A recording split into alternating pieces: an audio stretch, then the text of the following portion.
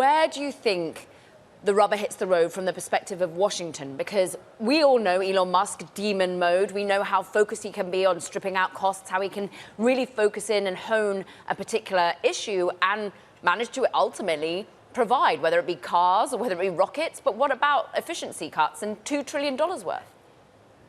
Well, it's a great question, Caroline, and it really cuts to the heart of whether this effort will actually produce the kind of results that Elon Musk expects, and maybe seeding with Donald Trump an expectation of his own, that he would be able to replicate what he has done in the private sector here in the public sector. And the truth is, every expert who understands government spending and government performance sees a vast difference between how an agency operates and how a corporate entity is run.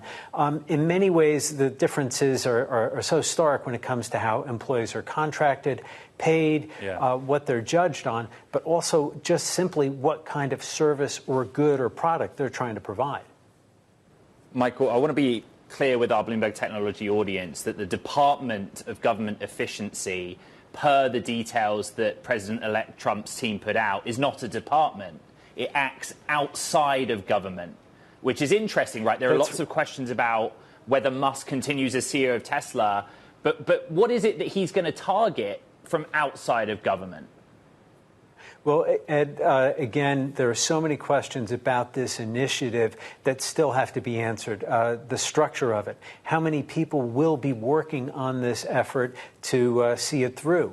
Who will write the recommendations? Will Musk be pulling in people, and Vivek Ramaswamy be pulling in people from their own ventures and entities, and maybe structuring some of these quests for efficiency in a way that benefit the companies that they work at? For instance, Tesla and SpaceX are heavily regulated and overseen by agencies including NHTSA and the FAA. And these are things that Elon Musk has complained about. And he has said, look, if I want to get to Mars, I need the shackles of regulation removed.